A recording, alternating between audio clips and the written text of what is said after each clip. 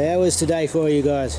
Yeah, disappointing result at the end. I thought we probably were at 75-80% today, and unfortunately that missing 20% was a difference in the end. We ended up only going down by 20 runs. We probably left ourselves a little bit too much to do there at the end, but I thought Noosa played a better game than us in all three facets today, and that shows in the result. I was beginning to think that you guys may have got there in the end with that last wicket.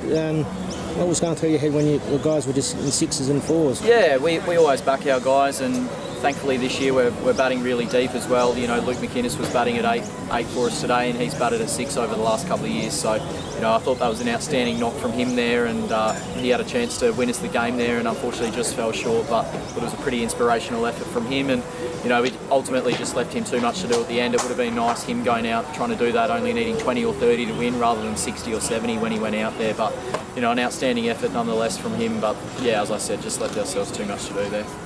I think you guys would have missed out on the one-day final anyway because of the Cabo result.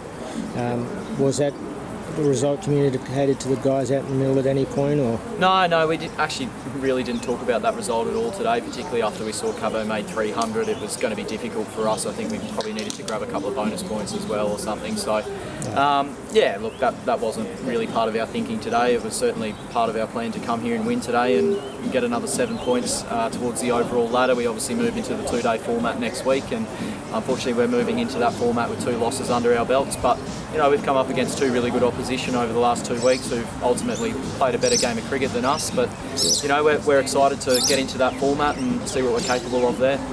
So what do you take out of these 2 losses today? Yeah, I think, as I said, we've sort of been at 75-80%. I just think we're probably going searching with the ball fractionally, and to be honest, I think most of our battles are just mental at the moment. We're just sort of lapsing for 10 or 15 overs, as we did today with the ball through that middle period, and just leaked too many boundaries and too many wides, and ultimately that was the difference in the end. So we're going to need to go there and be more patient, more disciplined also with the bat. I think we're batting fairly well this year, but the difference today was we didn't have a guy go on and make 80 like Noosa did, and you know, we had too many guys get 20s, 30s and 40s, and you know, in the 2-day format you really need someone to bat around who's going to bat all day and bat a long period of time for you. Yeah. Who you got next week? We've got Glasshouse next week, so we're back at home. We had a pretty tight tussle in the one-dayer against them, and you know, we've always been pretty close with them over the last couple of years. So they're a really good opposition, especially in the 2-day format. They play good cricket, good brand of cricket, and yeah, we're going to have to be at our best to bounce back, because we don't want to be 3 losses on the trot, that's for sure.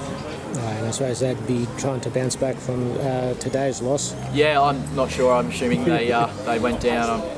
Yeah, they were playing Caboolture. Okay, yeah.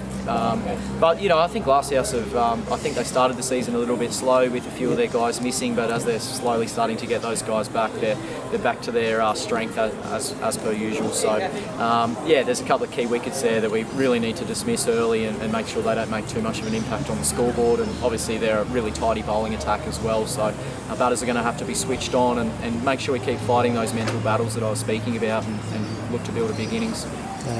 Anything else? That's all. Thanks, Pat. Cheers.